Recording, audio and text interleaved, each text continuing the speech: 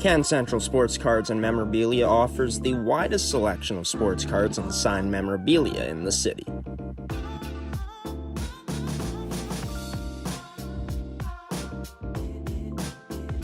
For dedicated casual and new collectors, Can Central Sports Cards and Memorabilia has everything a collector could ask for. Everything we sell is stored with care, and with help from our knowledgeable team, we'll help you find exactly what you're looking for.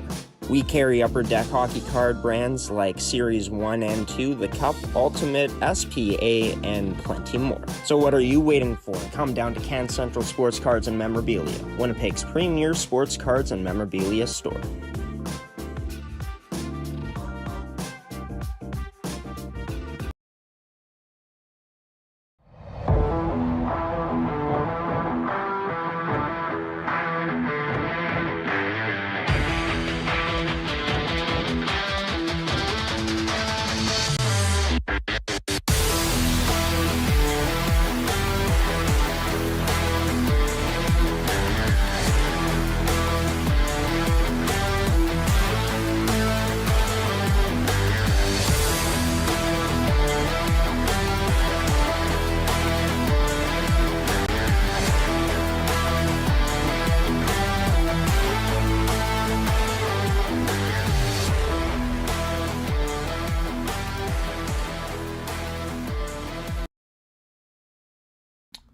And good afternoon, Manitoba Female Hockey League fans, into Ep.3 of this podcast as we import stuff in right now.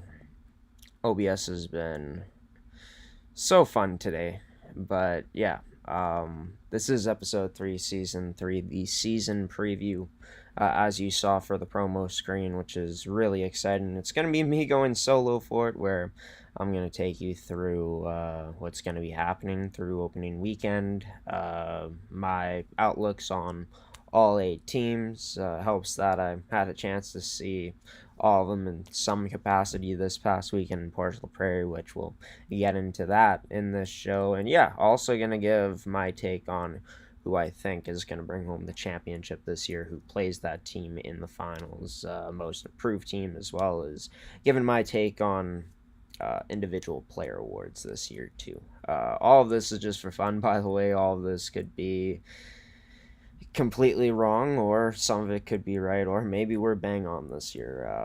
All I'm hoping to do is have some fun heading into the season, which, by the way, it starts tomorrow. Teams in the MFHL will be in action for the first time in regular season tomorrow night, and we can't wait to start off with the Eastman Selects opening up their title defense at home against the Westman Wildcats in Niverville, Manitoba. Westman looked really strong this past weekend in the Central Plains Capital Showcase, which we'll get to that right away, showing you the best plays from that 3-day showcase where we ended up doing 14 games in total. This show is brought to you by Can Central Sports Cards and Memorabilia. You'll be hearing from them more later on in the show, as well as Movement Fitness and Performance, Elite Prospects, Terrico, and Goaltenders.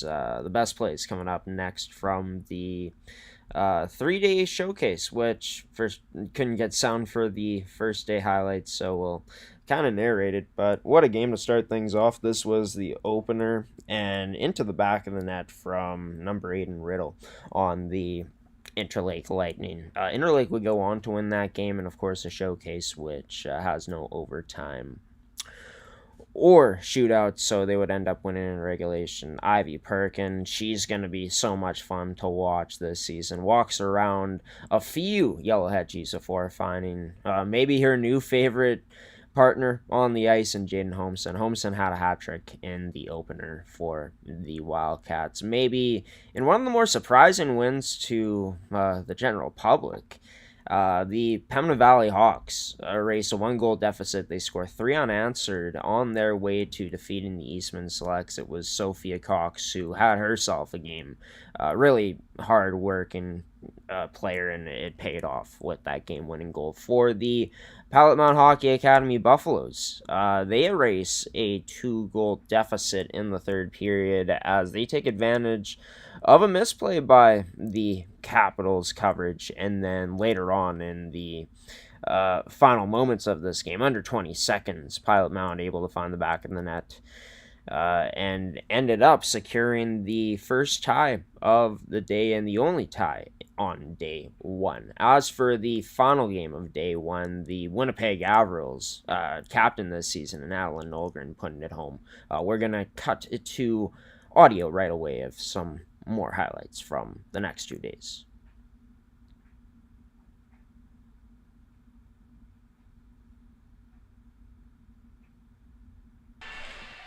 Face-off pulled back, pass across, shot from Pearson, scores! Ellis Pearson a shot, not sure if that hit a stick in front, but we got a 1-1 game nonetheless. Ellis Pearson looks like takes a shot, and Beatty there. Gonna change possession. Little bang pass off the boards, Fraser entering the zone. 2-on-1, pass to the far side, shot, scores! A nice play from Rowie Folster, passing it. It's cut off by Select and Schroeder, who battles along the boards with Jones, gets hauled down. That shot, oh, what a snipe! The Ice tie this up. It's Gabby Robbins to put us at 1 apiece. As for Walker, still can't send this out, not strong enough to make it past Beavis to the low slot. Summer Rae has that denied. Rebound, scores! Rather a loose puck. That number 21, Amelie Carey, wires home up top to beat Isla Matthews. And now it's in the Gold Wing zone. Nimijirs getting a pass. It's on the stick of Tomlin. A chance now. Backhand forehand, scores! Nice setup for and it's a breakaway chance here now for Taryn. Taryn all alone, a fake, a shot, and she scores! Taylor Taryn gets the first one for the Capitals. Nice breakaway play. Chipping it up, trying to get it to Lynn, or to Zubik, can't. And so it's going to be Henwood with it now. Henwood on the near side, making her way to the zone on the outside. Looking for a backdoor shot, and it goes in the back of the net. A nice play there from the Wildcats. It's 3-1. As this off of an ice skate and maybe a potential break for Wallen, along with Clarkson. That shot scores!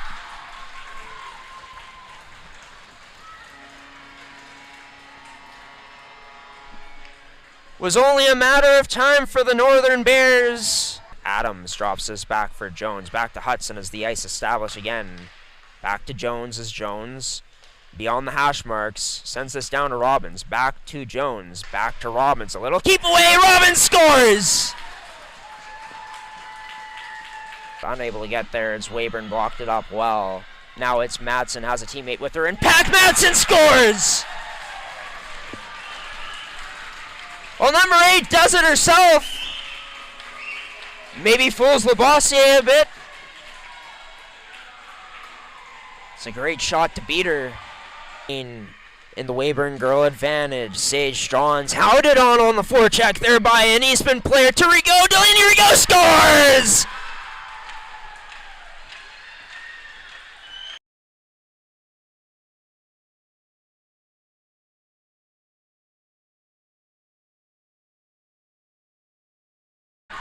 A nice play there from the Wildcats. It's 3-1.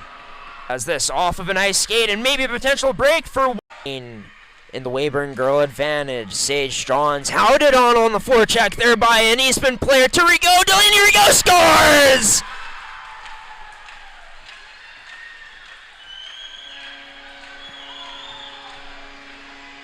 Clarkson confirm that in a moment as draw won by the Chiefs. Chapelski at the line, holds this in off the post, scores!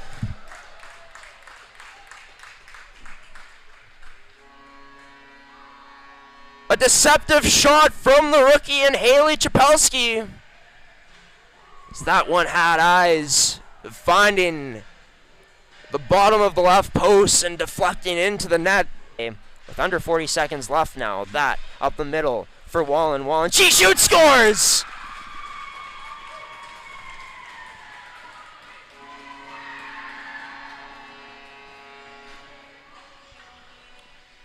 It's number 16 in 8s and 1. And creating the bulk of their offense. From what we've seen. Most dangerous chances, of course, is Mann plays this over. It's picked up by Henwood. Henwood shot scores! Henwood puts her Wildcats on top. 10:43 remaining. Finally able to get one past Adriana Almeida. To give Westman the all-important one-goal lead. As for the Wildcats, they turn this over at blind. Kapusta unloads a shot that just grazes the shoulder of Stone. A great job by Stone to turn it away. And now Perkin picks the pocket of Beattie. Perkin in on Almeida. Perkin denied by number 35. She sprawls out to keep that out. Canling pass up to Hawes. That rebound there given up by Adama. Still loose, trying to tuck it in but can't. What a save by number 35. Be able to keep that out of the back of the net. Down. Warwick across to Carrolls. That shot blocked, and Isabella Carrier may have a step. Carrier short-handed, able to get by Warwick. All alone on Adama, scores! It's Isabella Carrier doing it all herself. A short-handed marker, 10:50 remaining in the second period to put the Selects up by 5.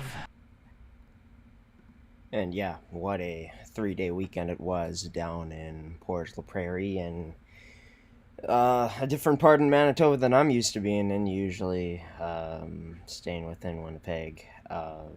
Going out to Niverville a bunch last season, to Stonewall, a few times to Morden, but never to Port La Prairie. And the last time I was actually there, I'd say, besides earlier this year to take care of a few things, but before that, watching my sister's Yank games, right? And yeah, quite a long time ago. I didn't watch her as much as she grew up and was playing at a pretty high level. Shout out to her. But yeah, as for this league, that tune-up showcase in the books for the Westman Wildcats, thought that they had a very strong weekend for themselves, an undefeated weekend, even though the wins don't exactly matter much in the grand scheme of things. But they were able to win in many different ways, in more lopsided fashion against teams like the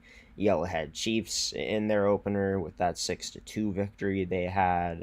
They put up about 60 shots against the Pilot Mountain Hockey Academy Buffaloes. Ended up just, I forget their other Saturday matchup. Oh yeah, we had it against the Central Plains Capitals.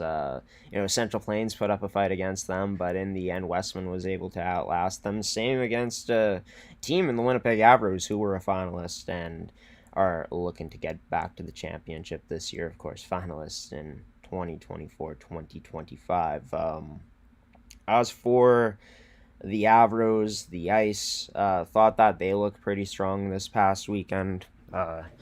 As I reach for my charger, excuse the noise over there, but just noticing my battery needs a bit of a charge because it's getting low. But yeah, I thought the Avros, the Ice showcased great speed. Adriana Almeida, really good, and Cohen Howen, the new goaltender for the Avros, who is going to be goalie partners with Almeida this season. I thought she looked pretty strong in the matchups that we were able to see her in, which was the opener against the Northern Bears, which the Avros pulled out a win there, and then against the Interlake Lightning, where the Avros only gave up 1 goal in that matchup. So I thought that, yeah, Brea Kapusta, really strong player for the Winnipeg Avros. She wears number 9 this season. Of course, Rio Pierre off to Kingston, Ontario, playing in that U22 league. But this Avros team with Ashley Van Aglen,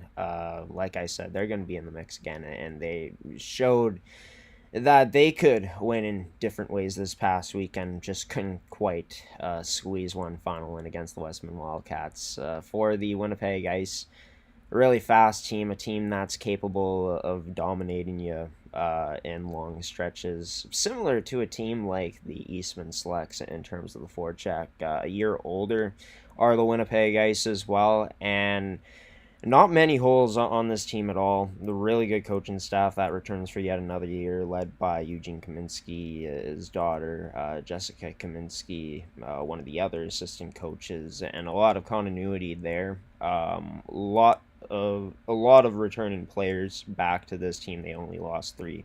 The only thing I think the Ice had problems with was maybe not executing the greatest at points, and maybe not having a great consistent 16 minutes, but a lot of great spurts from them from this past weekend. And hey, if those are your only two issues in September, like they got the talent. I thought their goaltending looked great, both Isla Matthews and Gina Plett doing a really good job, and a team that is a year older compared to last year that on, I guess, what was considered kind of a down year during this dynasty-like run for the Winnipeg Ice. Yeah, I think that this team is going to be pretty good this season as well. For the others, the Yellowhead Chiefs thought that they got better as the showcase, as the weekend went along. Thought the Saskatchewan teams were really good too, and Yellowhead, I believe all the teams in the MFHL got a taste of Saskatchewan teams, both playing the Weyburn Goldwings and the Prince Albert Northern Bears, but thought that Yellowhead, of course, for the first time in a long time, Derek Tibbetts not going to be the head boss. He is an assistant coach, but under Coach McGonigal, I think that this team got better as the weekend went along. Impressed with Gracie Johnston in that final game against the Prince Albert Northern Bears on an early Sunday morning. Thought she made a lot of huge saves, specifically near the end of that second period when I believe Yellowhead was shorthanded at that point. But yeah, Yellowhead not as stacked on paper as other years, but still some good returning talent. They got a future, I think, superstar in this league on the back end, and Haley Chapelski, who put up over 70 points and led the MFHL U15 league last season. Like, that's pretty darn incredible. And yeah, I think that this team, they don't have as much star power and as much, maybe big time names, big time players as the other top contenders, but make no mistake, I think with Derek Tibbetts still in the mix, not a head coach, but being an assistant coach is huge for this team. We'll get into more of that later on, but yeah, expect for Yellowhead to still be competitive this season for the Pembina Valley Hawks. And interesting, because me and Freddie Nelson had this conversation, and actually in seeing them, like, this is a team that did lose a lot of talent up front, key talent. The two big ones in Briggs and Anderson. But I think that with Cassie O'Brien back, she, from the eye test, it didn't even look like Pembina Valley's strongest player this past week. I'm not saying she had a bad weekend by any means. She ended up getting on the score sheet, but thought that other players were stepping up really well. Sophia Cox, Manis, number 3 for that team. She had an absolute rip against the Eastman Selects, which was the first goal to end up putting them tied in that game. And I think that really got the ball rolling for the Hawks in that matchup. We have that posted on our Instagram, by the way, if you want to check that out.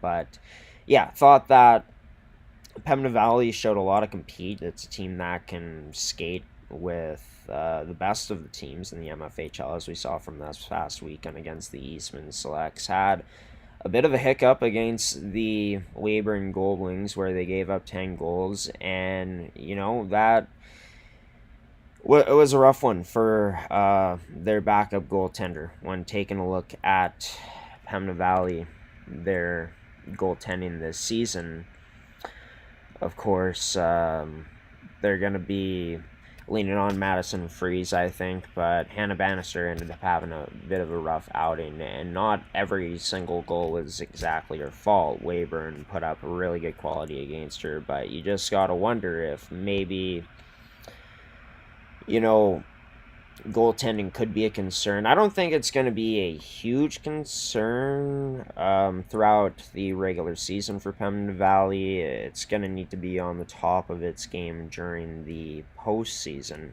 But I think Madison Freeze is very capable. Like Eastman in that first game against them, maybe they weren't at their absolute best and not executing to their highest abilities, but she faced over 40 shots, 44 shots against, and made some really good saves and was a fighter. I think that's what the Pembina Valley Hawks team is going to be this year, a team that's going to give every single team a run for their money just based on their compete and how they skate with you, and I think that Matt Victor is going to have his group playing at the highest level possible at the right time, hopefully for them coming up this season. And as for the Interlake Lightning and the Central Plains Capitals, Central Plains, a team that was really young last year, more experienced this year. They will be in the playoffs as there's no plan.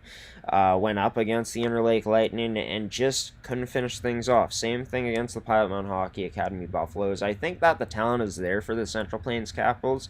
It's just about, as I'll talk about coming up here in the show, but how do you put it together? And how do you start closing out games smarter? A bit of a few too many errors against the Pilot Mountain Hockey Academy Buffaloes for my liking in that second game, in a game where they should have closed it out, outplayed them for the most part in that matchup. But what I liked about Central Plains is they hung in against a team like the Westman Wildcats, gave them a bit of a fight, and I think that's going to be huge because Westman should be a pretty darn good team this season. Going to get into them coming up too. But as for Interlake, like as advertised, always hardworking. They don't quit in their game. I thought that Jocelyn Tetlock was really good in the pipes for them this weekend when watching them. Same with Eleanor Sugimoto. Tetlock, of course, the time we saw them against the Avers the next day had a tough matchup, but having Eleanor Sugimoto there, I think that of course the goaltending maybe I think it's going to be strong again. It's going to be a strong point for the Interlake Lightning. I think they have two capable goaltenders.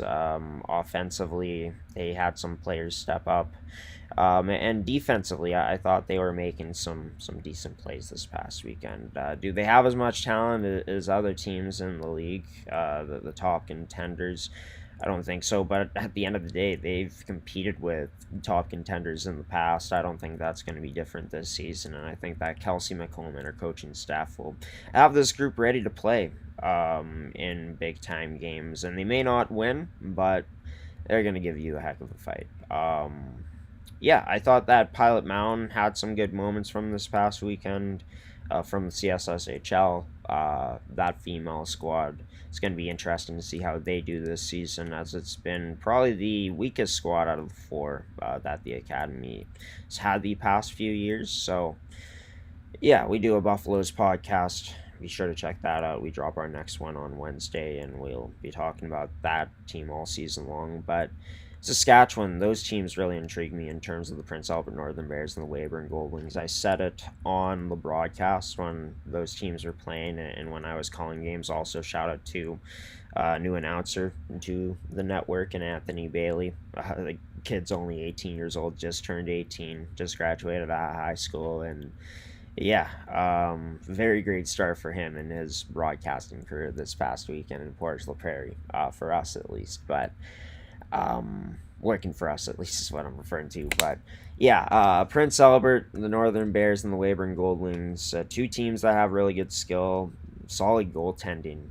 as well as just really good speed, really good with their sticks, and gave every single Manitoban team we saw a run for their money, and even in Pembina Valley's case, dropping a 10-0 game to the Weyburn Goldwings. But yeah, I think that those two teams, like, given the history in the Saskatchewan Female U18 AAA Hockey League. As of recent memory, I know that Prince Albert's usually been more of a middle-of-the-pack team. Weyburn's been near the bottom of the standings, but Saskatchewan, it can change any year. Like, it's not restricted by zones. The teams aren't restricted by zones is what I mean by that. And that means that, say, I think I brought this up before, but say Manitoba is Saskatchewan and Winnipeg players,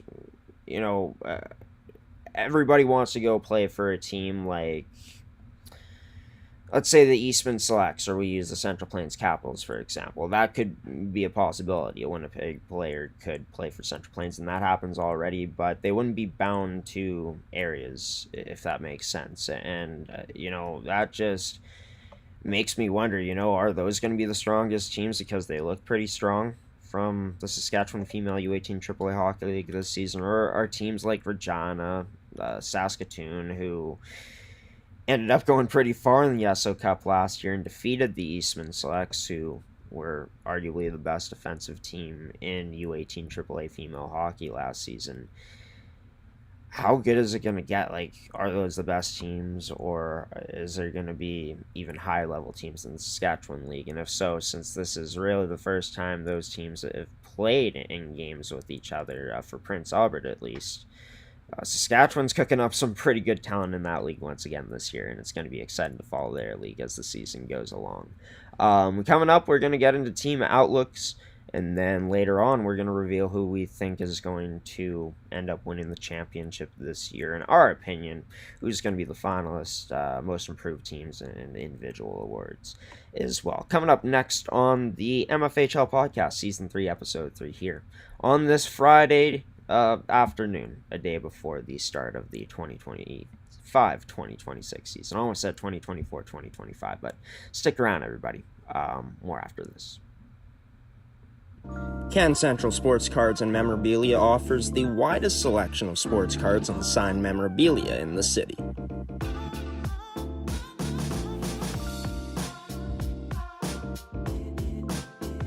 For dedicated casual and new collectors, Can Central Sports Cards and Memorabilia has everything a collector could ask for. Everything we sell is stored with care, and with help from our knowledgeable team, we'll help you find exactly what you're looking for. We carry Upper Deck hockey card brands like Series 1 and 2, The Cup, Ultimate, SPA, and plenty more. So what are you waiting for? Come down to Can Central Sports Cards and Memorabilia, Winnipeg's premier sports cards and memorabilia store.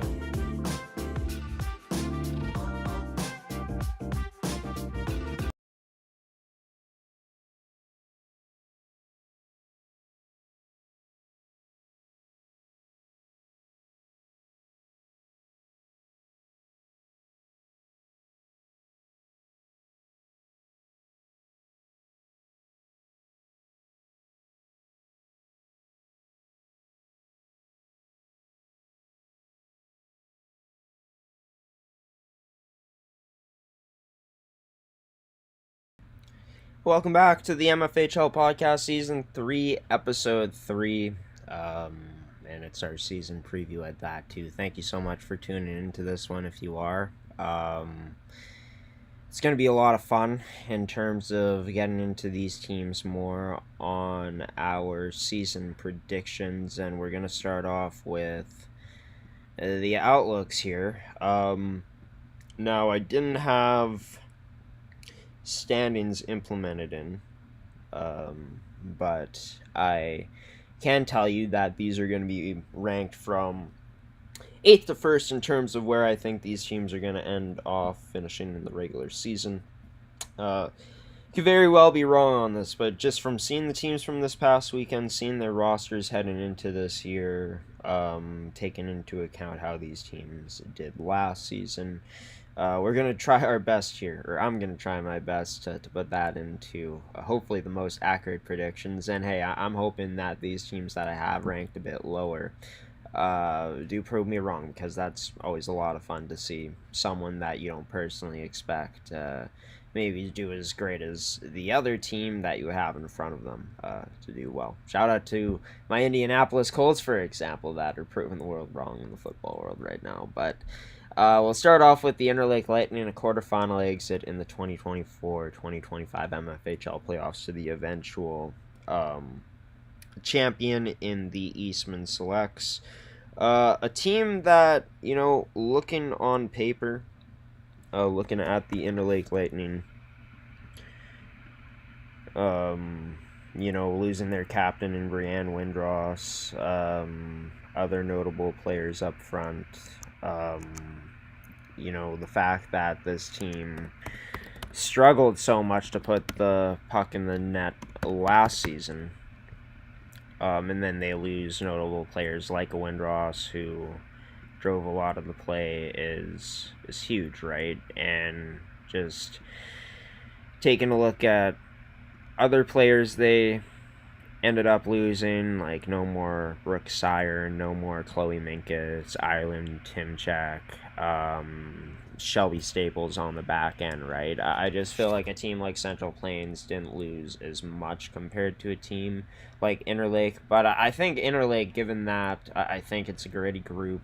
I think it's a team that, again, is going to have solid goaltending, whether it's Sugimoto or Tetlock in net, and I think that this team is going to be able to hang with, those better teams on days, especially when those better teams may not bring their best game to the rink. But yeah, I think for this season, for the Interlake Lightning, of course, they had their best team, I think, on paper a few years ago, and they rose up to 6th place in the 8-team league that season, as it went to 9 teams last year with Brandon. Brandon no longer in the mix, of course, this year, as a lot of their players ended up combining with the Westman Wildcats. But yeah, I think for Interlake this season, going to be a competitive group, but still, I feel like they're going to be last place. Someone has to be, and it's going to be Interlake this year. But the great part is they won't have to stress about playing in the play-in. Same with this team in the Central Plains Capitals. I think for Central Plains,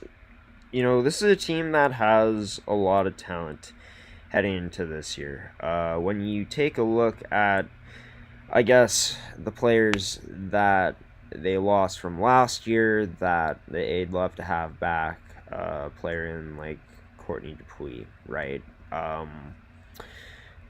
2025 graduate, so graduated last year. Lana Cipriano as well, who was a big time leader for this team and provided a lot of skill on the back end. And of course, Elise Denbo, probably the biggest loss for this team, as she was the goaltender of the year in 2023-2024 and gave that team a chance to be competitive in every game. But I think with this year's team, like, they were pretty young last season. They have a lot of good returning talent. Faith Legault leads this team so far in preseason scoring, or is tied with Chloe Macbeth. Macbeth is back this season. And then they have other players like Mila Marganet, Ainsley Zubik, Ava Mearleys, who are back, Taylor Tarrant, who ends up making, top 24 in Team Manitoba. And then goaltending-wise, Olivia May comes back. Bailey Schwartz looked pretty solid from this past weekend.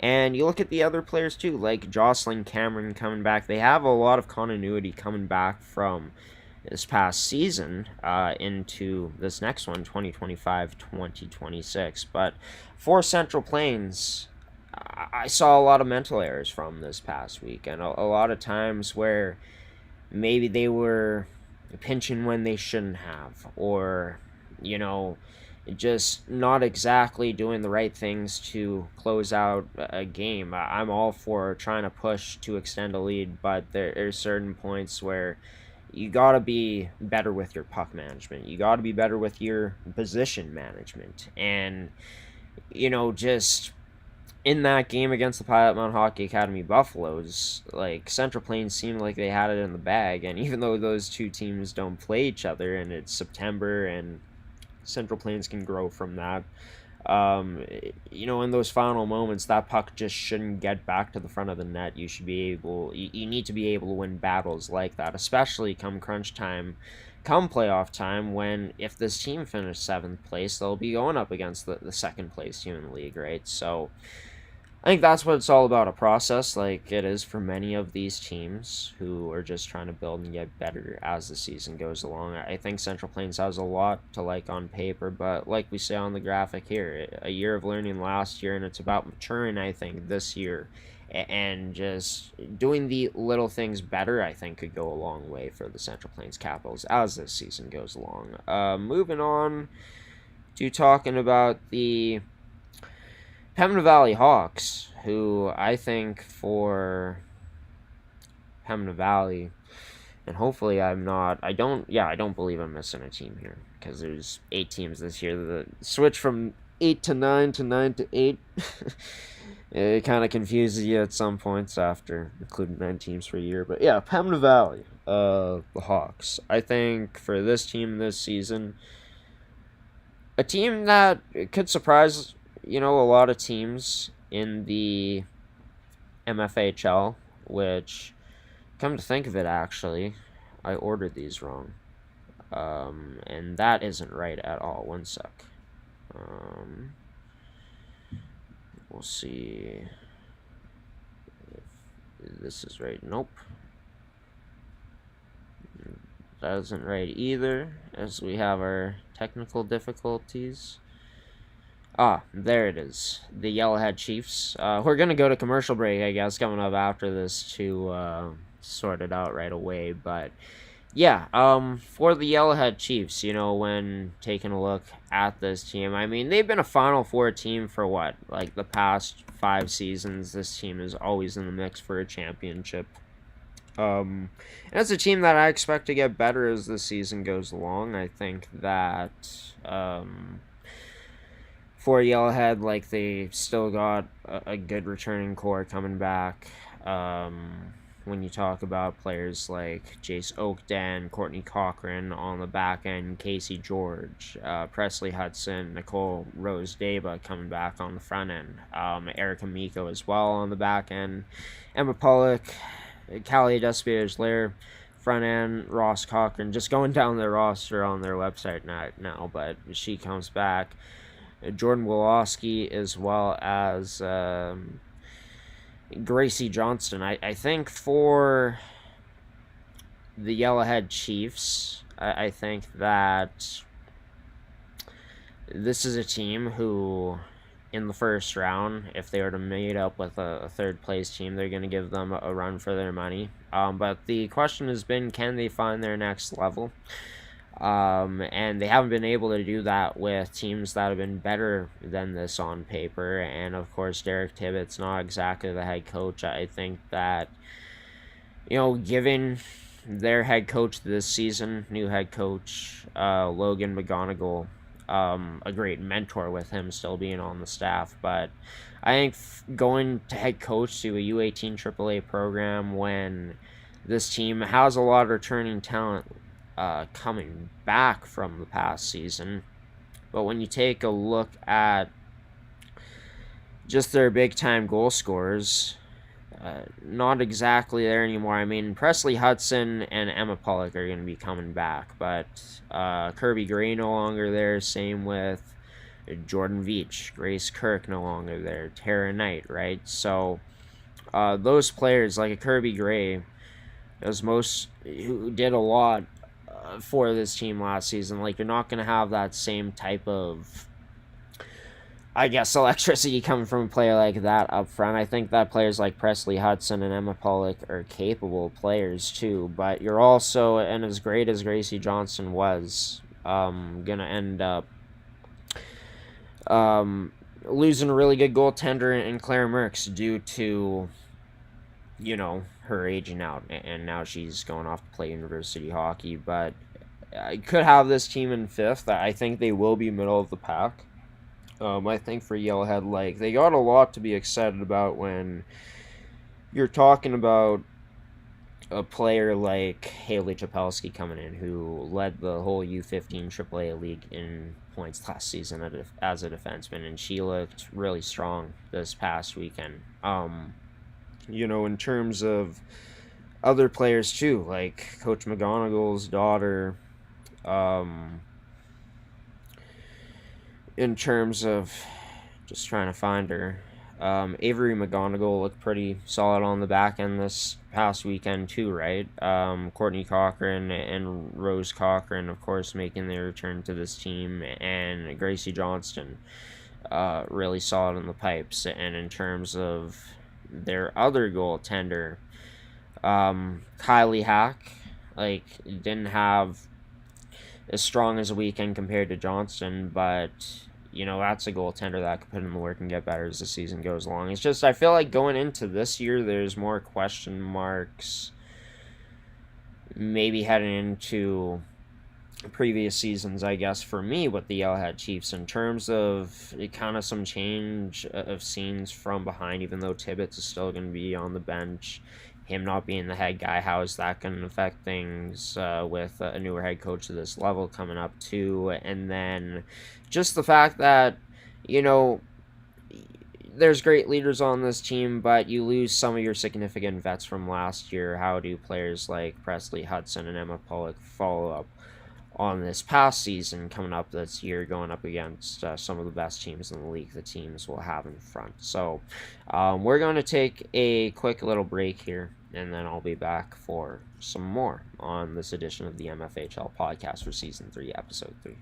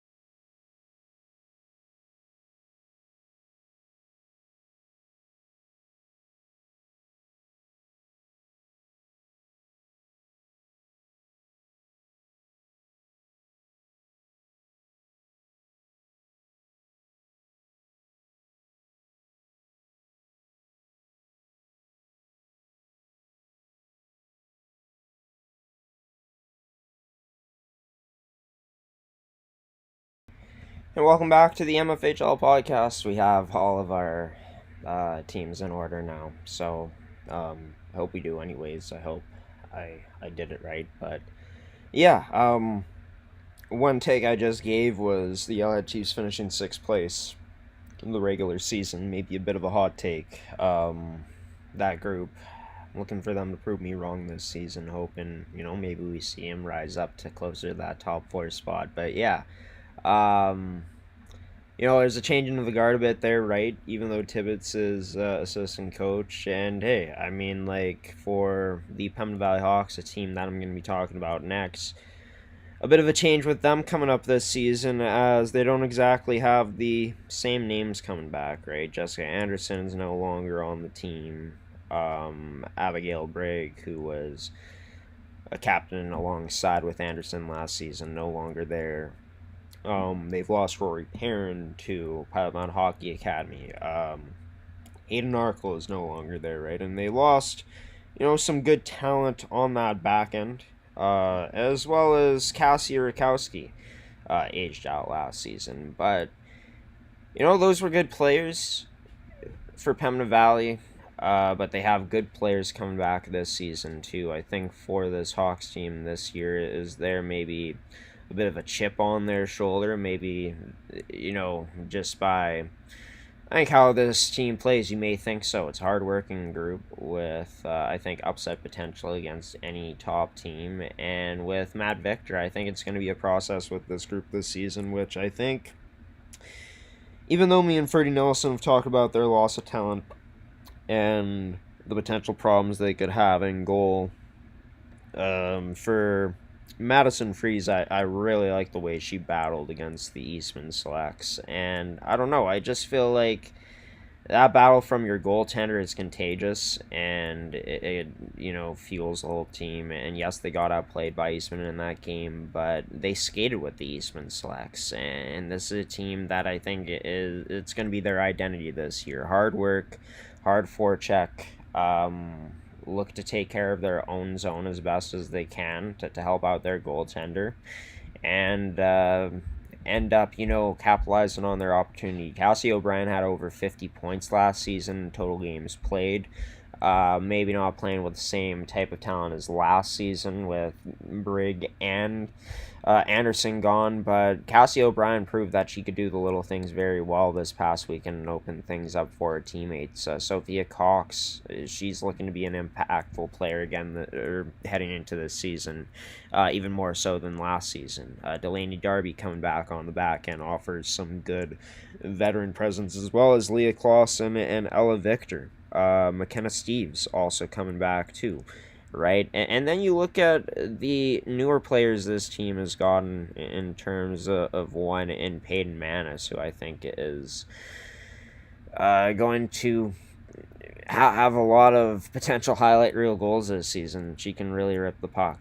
I think on paper, like when you look at the Pembina Valley Hawks, like yes, they don't have as much of the returning presence coming back as the Yellowhead Chiefs, but I think that this Pembina Valley Hawks team is going to be underrated throughout this season. It is going to get better throughout this season. I think that they are going to play with a chip on their shoulder and surprise people and end up making it into that 5th place spot this year coming up. Maybe a bit of a hot take having them over the Yellowhead Chiefs, but hey, we'll see how things play out this year coming up. We'll go on to who I think is going to finish 4th place coming up this season, and the reasons for this will be explained coming up, but man, what a season it was in 2024-2025 for the Winnipeg Avros, a team that had the most goals in the MFHL, had a record breaker in Rio Pierre, phenomenal goaltending performance by Adriana Almeida. In the playoffs and in the finals, ended up in many ways stealing that series against the Winnipeg Ice, just outdueling their whole team in games number 4 and number 5 as that series went the distance. But yeah, I went into double OT in the finals last season, and as for the Winnipeg Avros, it's just the Eastman Selects made them pay in their own end, weren't able to clear it out, and Eastman found a way to work it towards the Avros net, and it was Sophia Heidinger who banged it home for the Eastman Selects. But yeah, for the Avros, a team that, when you look at them, lost 9 players, 8 players to aging out last year, but still a strong group coming into this year, even without the likes of Rio Pierre. Coming back, which in all honesty is the biggest hit for that team. Anytime you lose a player of that talent, like it goes for any team, that's going to be your biggest loss. But yeah, I think still a lot to like from Ashley Van Aglen's group, and I got it written down here, the Van Aglen effect. Any season Ashley Van Aglen's been a head coach of this team, at least since I've followed the league and even doing the research, there's really no years where there's a bad Winnipeg Avros team, and by no means is there going to be a bad Avros team this year. It's a team that's going to be in championship contention once again, a team that has Adriana Almeida coming back in goal, Kelsey Dinez, the Clausens, and Robin and Leah Clausen, Adeline Nolgren, who is the team's captain this year and had herself one heck of a weekend, eclipsed 100 career points with the Winnipeg Avros, and then Callie Lavalley coming back too, and you got a new defenseman in Claire Hancher who AP'd for you last year too, right? So she's kind of familiar with how things work. I feel like with that type of talent and the rookies that this Winnipeg Avros team has heading into this year, because they are quite a bit younger this year compared to last season. Those returnees I mentioned, they had a year in the league before. A lot of them did. For Callie Lavalley, yes, it was her rookie year, but she even AP'd the year before. This year, a bit different for the Avros as they are objectively younger on paper, right? The teams in front of them that I have a bit more experience heading in, even though they got a good injection of youth as well themselves. But I think that's going to be processed a bit more for the Avros this season, but a team that's going to be still really good.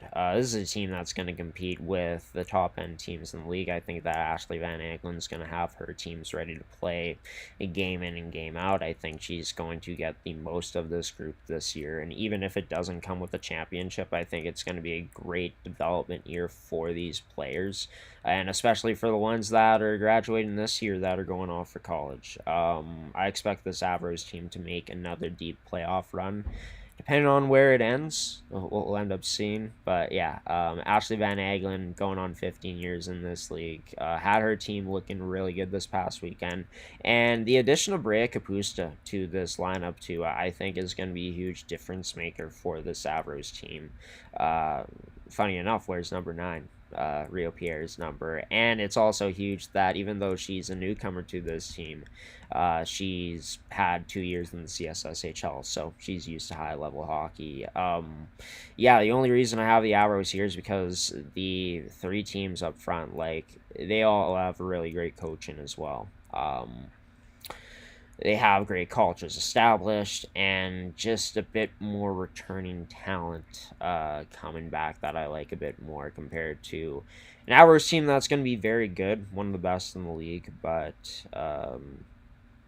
yeah, who knows what's going to happen, but you got to put them 4th place for now just based on those things. A bit more experience and some good skill from the teams up front. But the one X factor for the Avros is going to be Adriana Almeida, and if it weren't for the team that I have them playing against in the Final Four, what would be projected, yeah, that's the only things that are working against the Avros group. But excited to see how they look coming up this season. Moving on to the Winnipeg Ice. Unreal to think that this team was so close to making 5 straight finals last season. Lost to the Winnipeg Avros, of course, in 5 games.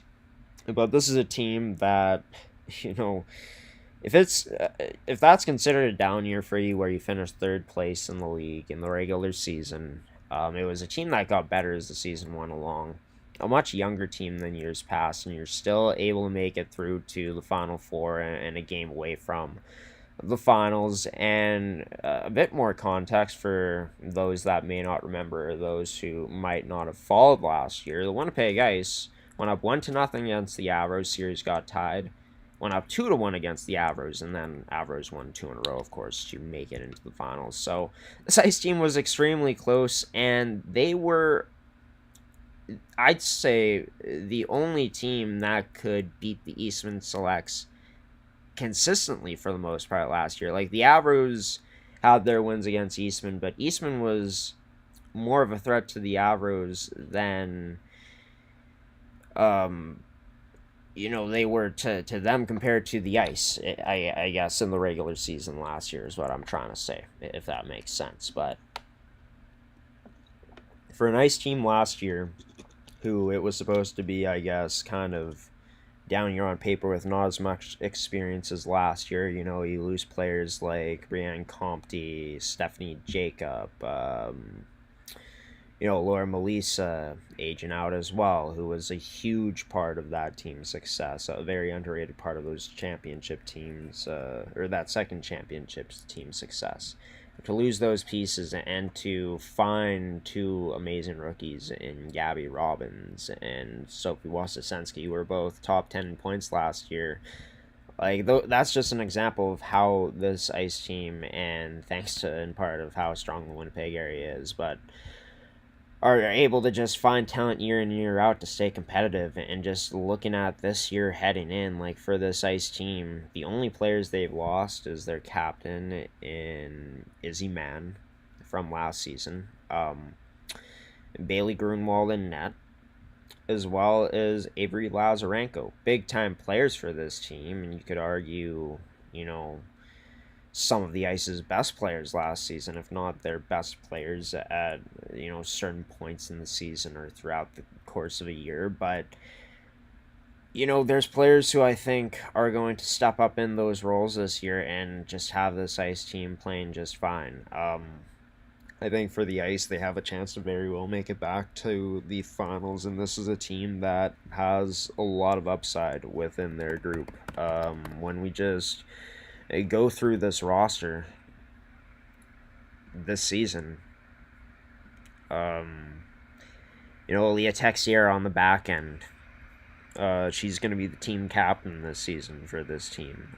Claire Hudson coming back for another season. Sophia Ota, who was pretty solid in the rookie year. Chloe Nicholas, who I feel like, is one of the most underrated players in this league. One of the top point getters in the league year in and year out that she's played. As mentioned, Sophie Wasisensky, Gabby Robbins coming back. Kate Cairns, haven't even mentioned her yet.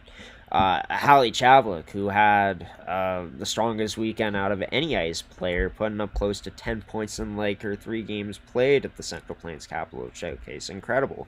Cassie Carvalho, Talia Jones, Chloe Delaquie, Gina Plett in net. And then those are just the returning players. Isla Matthews looked very comfortable in the matchup we saw her in against, I believe it was the Prince Albert Northern Bears on that Saturday night.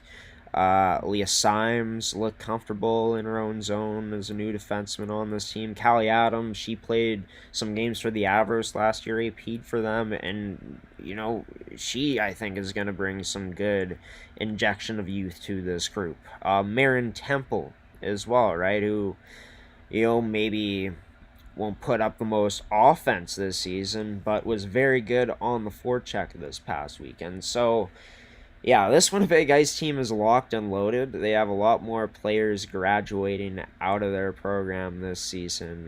Those players will be Carvalho, Chavlik, Delaquie, Hudson, Jones, Nicholas, Texiera.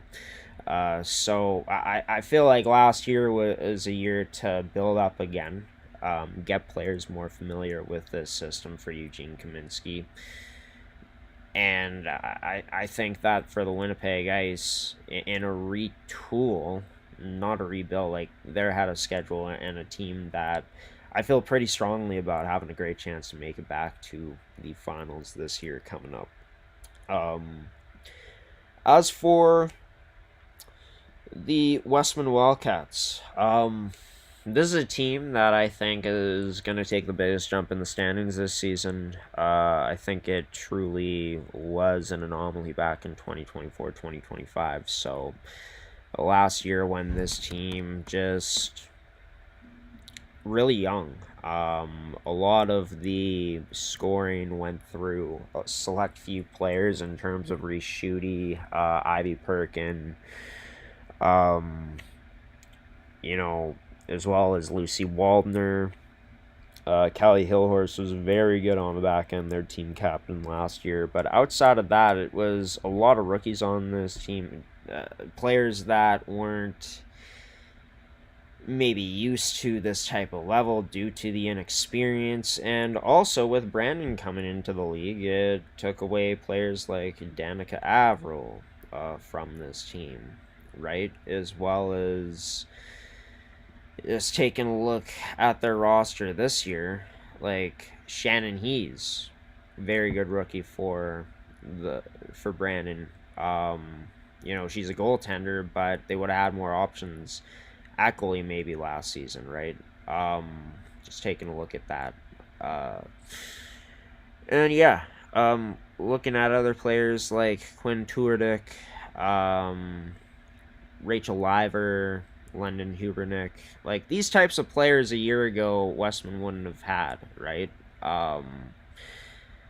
Addison Henwood, trying to think, maybe most of those players are rookies, but still, Westman lost out on some really good talent last season, not as strong as they could have been, and then this season feeling like they'll have a chance to be even stronger. I think just taking a look at their standing, like, it's not very often this team finishes in fourth place or anywhere lower than fourth place, and they end up finishing seventh place last year. I think with the new blood they have, as well as the coaching staff that's been brought in from the Brandon Wheat King squad from last year, Carissa Kirkup, who's also coaching this year's U18 national team, or is part of that coaching staff. One of the best in-game adjusters in the league from what I saw last season, and she has even more talent to work with when you talk about the players that she's taken over from Westman in terms of Ivy Perkin. You take a look at Lucy Waldner, right? Peyton Smith, Charlie Shearer, Ivy Fry on the back end, Callie Franklin as well. List goes on for these players, and this team actually could have been stronger if Reese Schutte and Danica Averill ended up staying with their club, which would have been the Westman Wildcats, but that not ended up being the case. But still, I think that Indigo Stone played really well this past weekend in the games we saw her in. And yeah, just in terms of their goaltending tandem with Shannon Hees in there too, I think that overall it's a pretty good complementary tandem that, you know, Carissa Kirkup and her group is going to be able to go to. But how do you put it all together if you are this Westman Wildcats team? I think compared to other teams in the league, like the top contenders like the Avros, the Ice, the Eastman Selects, which we'll get to them in just a moment here coming up, but you know, they may still be considered as still a bit top heavy compared to other teams, but I think that this season they got two really good decors, or two really good D pairings on that decor, in terms of Ivy Fry and Callie Franklin playing together, and then in terms of Schneider, as well as, trying to think off the top of my head, Cassia Baranek as well. Those two pairings, I think, were among some of the top from this past weekend. And yes, it's only at the start of the season, but Westman was looking like they were kind of close to near mid-season form already, right? Like, this team is looking really good coming out of the bat. I think they're going to come out with a really good start this season. It's about how do they keep it up. I think with Carissa Kirkup just having more skill at her disposal, even though this team is still going to be relying on that top line in terms of Ivy, Perkin, Waldner, and a Homesen with each other. You can also maybe split a player like Waldner up from that line, put her on the second line. I think keeping Perkin and Homesen together, that's going to be a deadly duo. Perkin seems to have found her replacement for Schutte pretty swiftly, as those two were just all over the scoreboard together last season and had such great chemistry throughout the past few years. But yeah, I think for Westman this year, coming in more motivated this year, for the players that are coming back, the players coming in from Brandon, partnering up this year, of course, and looking to impress the skeptics, the critics, everyone here in the league coming into the season. I think that their depth is going to be complementary enough around players like Ivy, Perkin, Waldner, and Homesen, and I truly do think that Ivy Perkin's impact this season, like, I think she's going to elevate this Westman team too, and that's a big reason why in the regular season, at least, I think that Westman is going to finish in second place. Really good skating team. They show they can defend well, play good structure, and when you're able to get good stops like they did from Indigo Stone, especially in that game against the Winnipeg Avers to finish off the weekend, like, that game to me, even though it's one game, like, just seeing the potential from them this past weekend just feels like a team that's just going to find different ways to beat you this year. And yeah, it's going to be fun to watch from Westman coming up this year, as we get to see them coming up against this team on Saturday night, and that's the Eastman Selects. Maybe a bit of a shocker to people that we got them first place, maybe not, but yeah, for the Eastman Selects, the progression with this group has been incredible. I think that, you know, it really did start back in 2023-2024 when this team was able to finish tied for second place in the league, getting third due to the tiebreak with Westman, and they were able to beat every single top-end team in the league except for Westman that season, right? Westman was the thorn in their side, the team that they were trying to finally overcome. And, of course, Eastman comes in with a loaded squad last year, a team that is just ready to go, ready to chase after a championship, looking to dethrone the Ice or anyone that would get in their way, right? And I think even though Westman wasn't the same, once they were able to beat the Westman Wildcats, like, to me, it was like this team could just beat any team. Like, they beat the Ice when the Ice were the best team in the league, 2023-2024, and Eastman was even better last year compared to that team. I think they have a chance this year to potentially be even better than the year before, which is crazy. They're loaded again, and in this league, the reason I have dynasty potential, I think a dynasty is when you're able to get 2 championships within a span of a group being together, and that's what Eastman has a chance of doing this year. In terms of the players they lose, the Remelards, Callie and Lexi no longer on this team. Sophia Heidinger aged out. Same with Danielle Hepner. Trying to think who else I'm missing here off the top of my head for the Eastman Selects. Just want to confirm this out of respect because everyone on that championship team was able to contribute in big time moments one way or another. But yeah, just taking a look at it. What else they might have lost. And their captain, of course. How can we forget about Abby Dixon? That's how underrated Abby Dixon is. Feel bad, forgot about her. She was great for that team and stepped up in big moments. So many players contributed. Even if Abby Dixon only put up 20 points in 61 games, she played such a great two-way game, and that's what a lot of the players coming back, all of the players on this Eastman team coming back are capable of doing. So you only lose 5 players from last season. Heading into this year, a year where you're looking to defend your championship, a year where I'm sure for the group coming back too, the moments and the games from the Saskatoon Stars and the West Regionals still would be in the back of my mind, and I'd be motivated by that, much like I'm sure the Ice were to get back to try to best Regina or whatever team they would face in their West Regionals now 2 years ago, right? I think that this year coming in for Eastman, given the returning talent they have and how stacked they are, is giving vibes of the Winnipeg Ice from a few years ago. Even though they don't have the same head coach in place, they have coaches that are familiar with this program, a coach that I believe has coached at this U18 program before at this level in Trevor Hildebrand. And when you take a look at who's coming back, even though players like Abby Dixon, Sophia Heidinger, Danielle Hepner, Callie Remillard, Lexi Remillard, all very important to this team. This season coming in, they're going to have Delaney Rigaud and Veda Rigaud back. You got the top defenseman in the MFHL back in terms of being named for the best defenseman. She broke the defenseman scoring record 2 last season in Rigaud. You got her back, your leading goal scorer, and her twin sister, and Delaney Rigaud is back. The Carriers are all back. Chloe, Isabella, as well as Kennedy Carrier.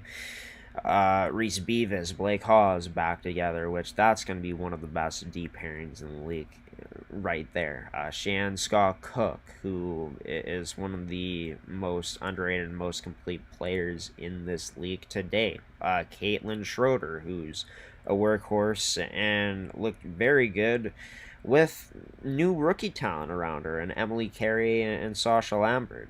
This team, the rookies that they've added, even though they haven't added much, added impact to their team this past weekend, as Lambert and Emily Carey both had multi-goal games against Pilot Mountain to end off the weekend. And then, how could we forget about Maya Grenier too? Joelle Normando, Sophie Remillard coming onto this team as a new addition. And then on the back end of things, at the very back end in your goaltending situation, you bring back the top goaltending tandem in the league in Isabelle Labossiere as well as Addison Tomes, which are both going to be in the conversation for goaltender of the year this year again. And Isabelle Labossiere, of course, the reigning goaltender of the year in the MFHL. So all that to say, with how motivated this group is, I feel like coming into this year to try to defend the title, and not only that, try to get back in the process to the West Regionals and try to get to that next step, which would be the SO Cup.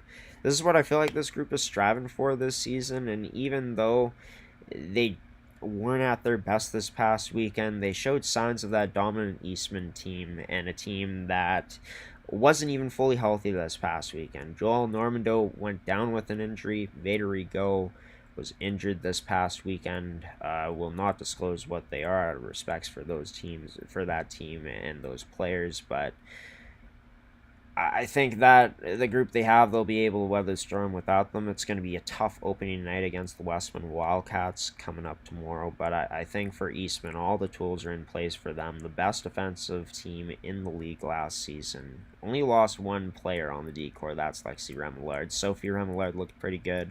Offensively, they still got a lot to like. They'll smother you on the forecheck. They'll skate with you. They'll be relentless on the puck. They got levels to their offensive attack, which is just they can beat you from in tight, the slot, or at the point. Their goaltenders can steal games. They're one of the most experienced groups, if not the most experienced group, coming back into the MFHL. And for me, I gotta give them first place, given that they were first place last season too, and compared to the Avros, who were the closest team to them in the standings, they have more continuity, more players coming back. So, and a lot of skill within those players coming back too. So yeah, that's going to do it for the outlooks. We're going to get into individual award predictions and team predictions coming up next.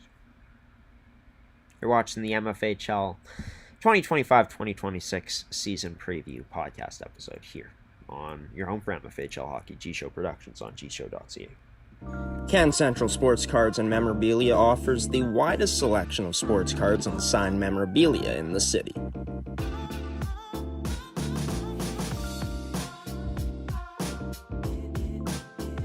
For dedicated casual and new collectors, Can Central Sports Cards and Memorabilia has everything a collector could ask for. Everything we sell is stored with care, and with help from our knowledgeable team, we'll help you find exactly what you're looking for.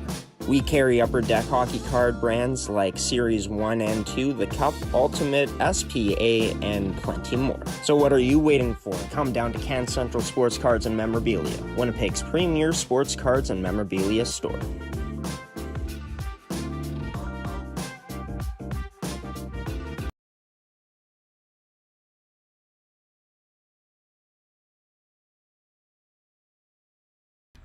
Welcome back to the Manitoba Female U18 AAA Hockey League podcast presented by Can Central Sports Cards and Memorabilia, goaltenders, Terrico, elite prospects in movement, fitness, and performance. Just gave my regular season predictions. We have Lightning last place, Central Plains 7th place, Pembina Valley is 5th place, Yellowhead is 6th place in our rankings. Then we got the Avros in 4th. The Ice finishing 3rd, Westman jumping from 7th to 2, and the Eastman Selects finishing 1st this season. Will we be way off? Will we be bang on? Will we be about 50-50 closer to that? Well, we'll see as this season goes along, as it will start up. Coming up soon here, let's take a look at the opening day schedule, which is for tomorrow. We're actually almost 24 hours away exactly from Central Plains, Yellowhead opening things up at Stride Place Arena. Eastman, Westman taking on each other in what's going to be our featured game that night. We'll have that on the network. And the Avros and Interlake to battle, or I guess in Stonewall to battle the Interlake Lightning on opening night. Sunday, there's going to be only 2 games. The Lightning taking on the Chiefs. Central Plains back at home, taking on the Westman Wildcats. That game can be seen on G-Show Productions. Also, on Tuesday, we're going to be broadcasting Winnipeg Ice and Winnipeg Avros. All those games can be seen on... Let's see here if the branding is good. So no, it's not. But gshowproductions.uscreen.io is where you can watch all the games this year. There is a pay-per-view fee. $7 to watch per game is what we've set it at. As for monthly and yearly subscriptions, you can do that. We have league-specific subscriptions and all-access packages. So, yeah, if you just want MFHL hockey, you just want to watch that, you can just subscribe to the MFHL only packages, which we have at monthly and yearly prices right now at gshowproductions.uscreen.io. You can also just simply purchase a game, like I said, for $7. And if you don't want to subscribe or commit to, it's about over 5 games every month, 5 games guaranteed. For the first 2 months for sure. December we're going to make it that way too, as from what we've seen, maybe not as much action compared to the others, but we'll take a look at the schedule again. And yeah, there's also all access packages, so we do Winnipeg High School Hockey League games, or we're going to be doing them for the first time this year, as well as Manitoba Major Junior Hockey League games are all going to be brought over to Uscreen as well.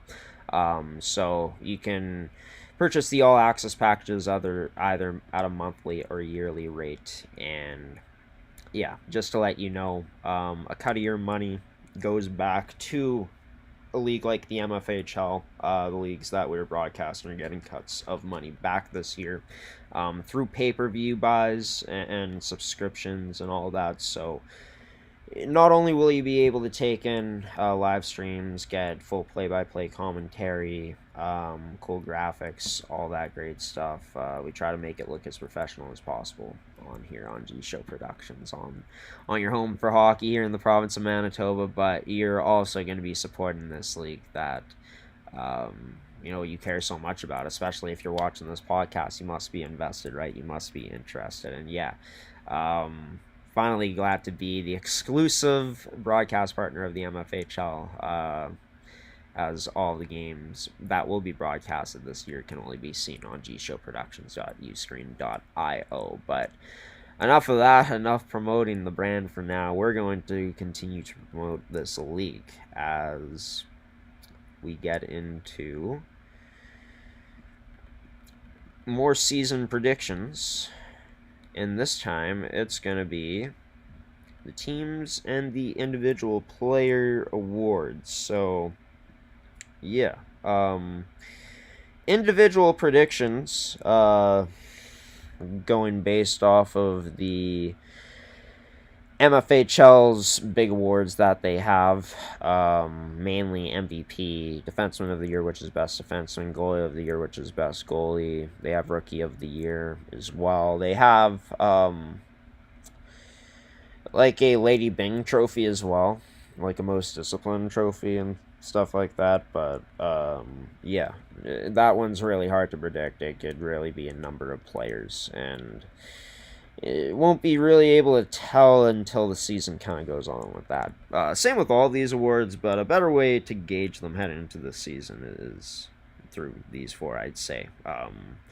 How the most data and just looking based off of last year and what these players have done throughout their hockey lives. We'll start off with the MVP award in terms of Ivy Perkin. Ivy was phenomenal last season for the Westman Wildcats when taking a look at her points, as unfortunately the MFHL's website with the game sheets doesn't do a great job of tracking points from last season and from previous seasons now. But for Perkin in 2024-2025, in 32 regular season games, like 58 points in 32 games played. This kid is phenomenal. We saw her dominate last year. Every time she was on the ice, she made a way to find some way to be impactful with the puck, even as, teams like the Winnipeg Avros played her a bit tougher compared to maybe a team like the Yellowhead Chiefs in game one, right?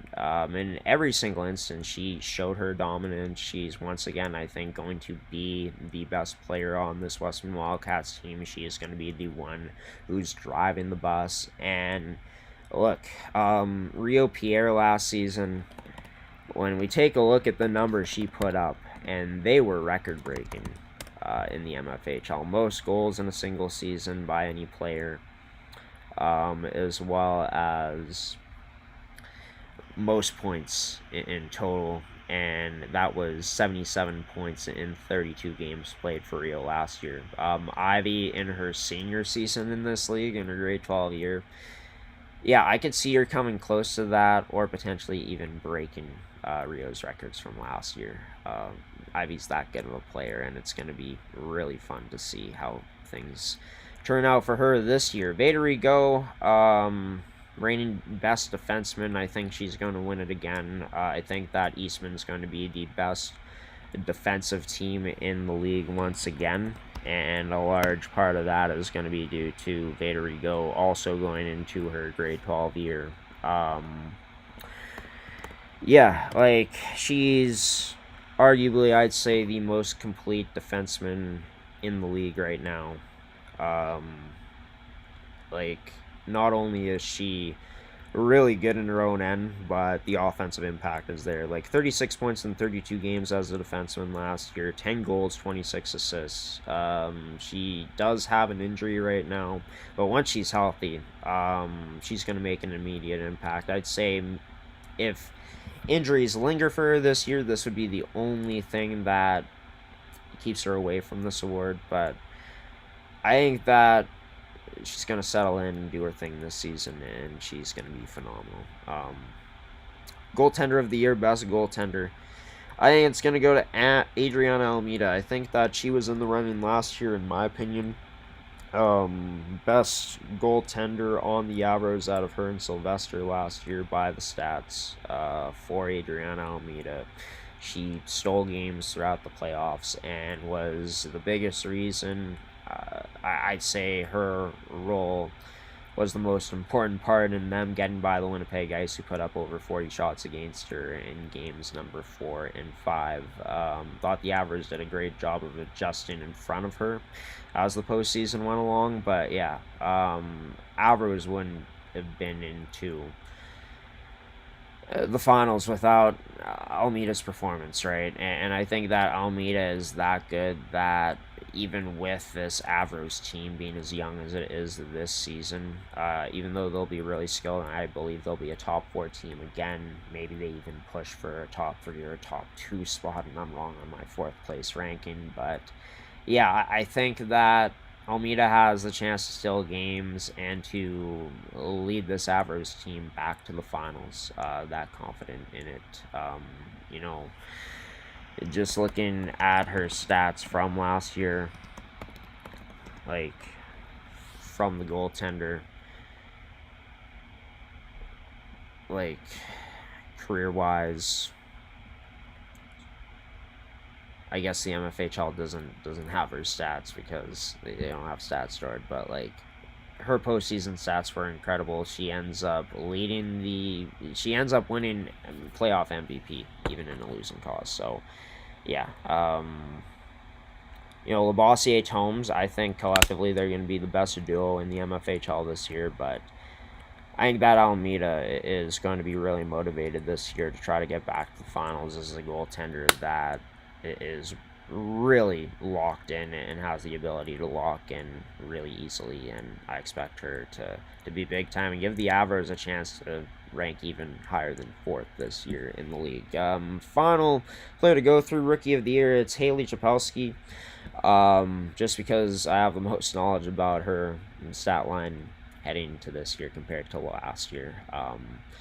Over 70 points as a defenseman, led the whole MFHL U15 AAA in points, and came up last year in some playoff games in round 2 in the semis against the Eastman Selects, and did not look out of place at all. Made an impact this weekend, and look, I think for the Yellowhead Chiefs, this is a team that has a chance to finish middle of the pack again this year, And still, even though I have them finishing 6th, I think that they have a good chance to still be really competitive against the best teams in the league as the season goes along.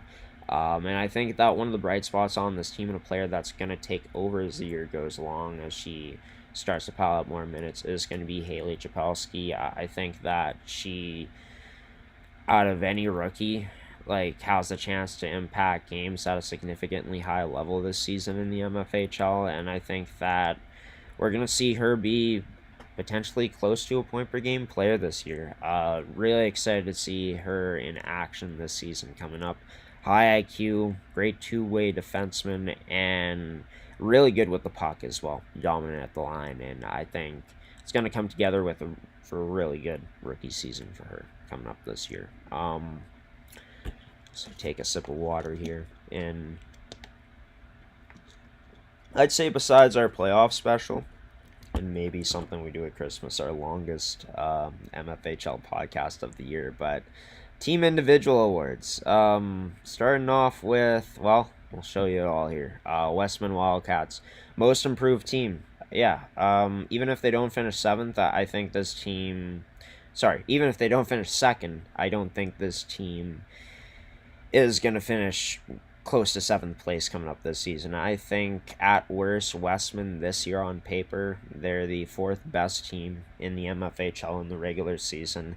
I think that, yes, you could have been even better, and maybe I would have even had them in the finals and winning the darn thing if Danica Averill and Reese Schutte were coming back. But led by Ivy Perkin with Lucy Waldner, Jaden Holmsen alone, I think that line is going to do a lot of damage. Like I said, they'll have a chance to spread those players apart, potentially to find some more offense throughout the lineup. And just the additions from Brandon, I think Indigo Stone and Shannon Hees are very capable in net. I like the coaching for Westman. And Hartney's just a tough place to play in. I think they'll have an advantage a lot of times in their home rink throughout this season. And yeah, I expect for this team to get off to a strong start, like I said, and for them to maintain it better than they have compared to last year, where they actually started off really strong and the wheels kind of fell off. They're more experienced heading into this year. I think the pieces around players like Perk and Waldner, they've had a year to mature more and get to know what this league is about, and the infusion of talent from Brandon, I think, is huge. When you speak about players like he's coming in and Tuerdick and those types of players, right? Baranek, to complement what's going to be a strong decor this year, led by the likes of Ivy Fry and Callie Franklin. Expect for this Westman team to be really good this year. And for me, I think they improve the most out of teams like, Interlake, Central Plains, Pembina Valley, right? And I feel strongly about them enough to put them 2nd place, finishing there for this season, because I think it's going to be a special year for Westman coming up this year, personally for myself. But in terms of the finals, obviously you see it there. I have the Ice as the finalists, the Selects as the champs. Reason I have that, man, I went back and forth on this before going live for this podcast. Maybe that's why I was in such a bind trying to get everything set up for it. But look, what I saw last year was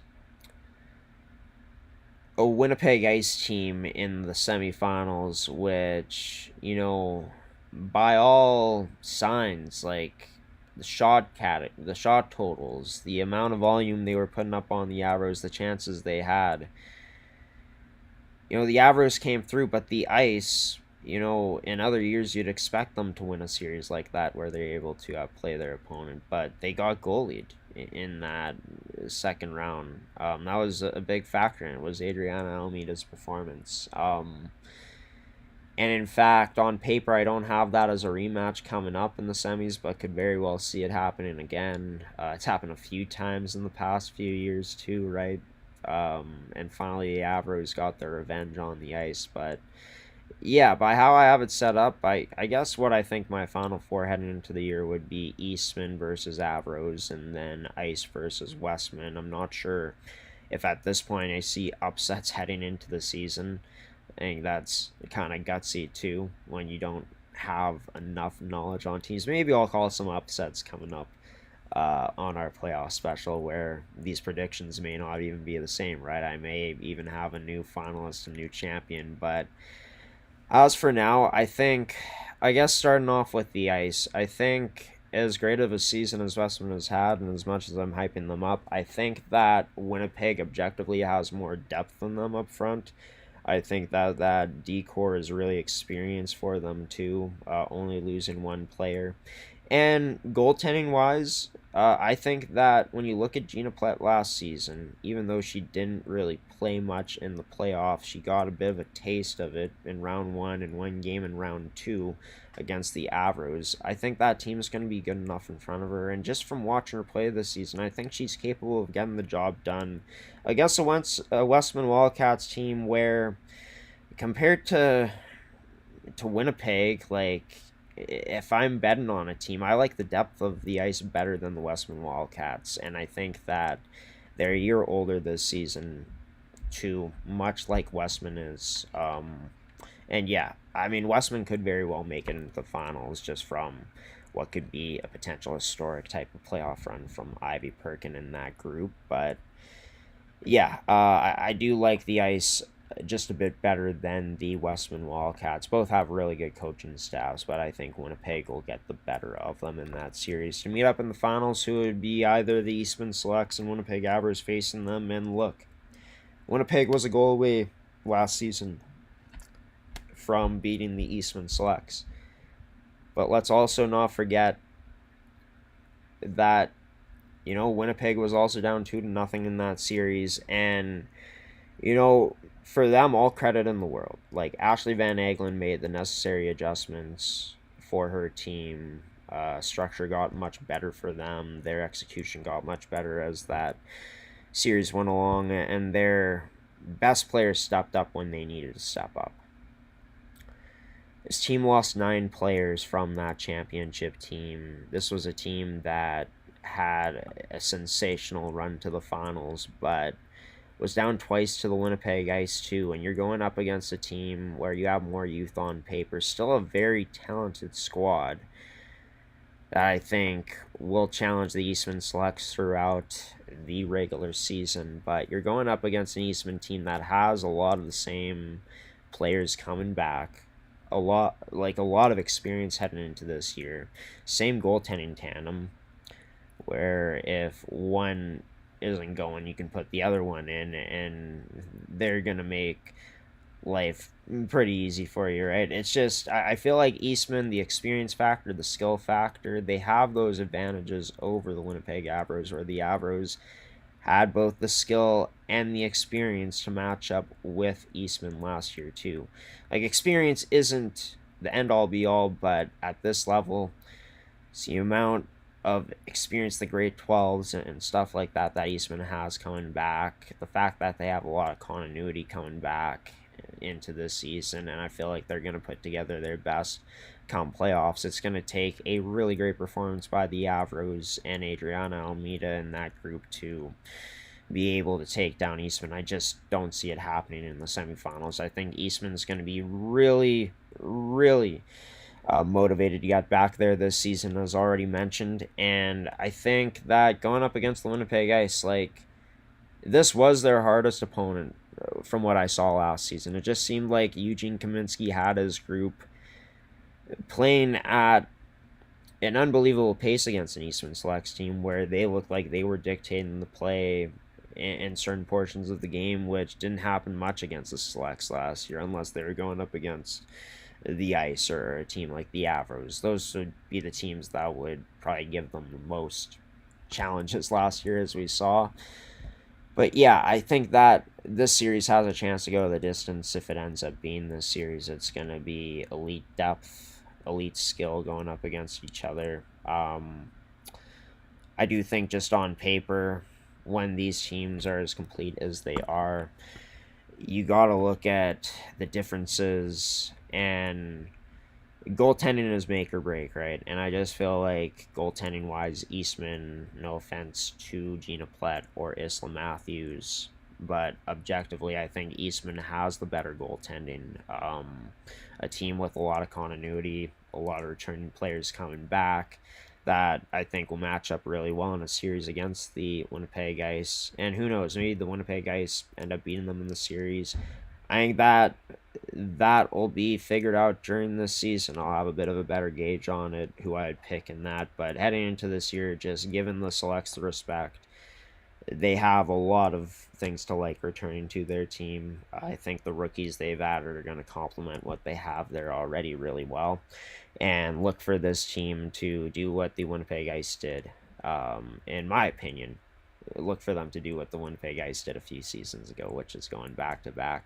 That would be against who we have as the Winnipeg Ice, but maybe it's not that this season. Does Westman make it to the finals? Do the Avros make it back? Do we see the Ice become champions again? Or is it Eastman's year? Or is it one of the other teams we haven't mentioned in the past little while, in the Hawks, the Chiefs, the Capitals, as well as the Lightning? Leave your predictions down below. Would love to hear from you. Wow, what a long edition of this podcast, the MFHL podcast, but why not? It's the season preview, where we're going to get going tomorrow. We're going to throw it to a commercial break, and I'll be back for some final words on this edition of the show. Can Central Sports Cards and Memorabilia offers the widest selection of sports cards and signed memorabilia in the city.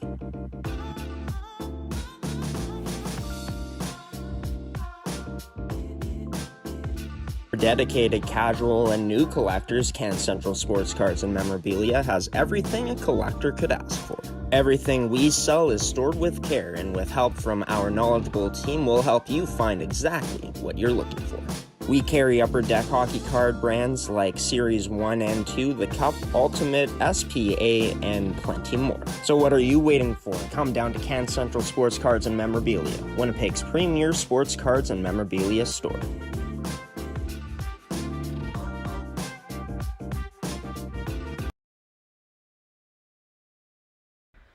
And welcome back, everybody. I might have just said final edition of the show. No, I meant the final part of this edition of the show. I probably did say that, but just to correct things if I did say anything that was a bit out of pocket. But yeah, it's been a great show. Very fun show for myself.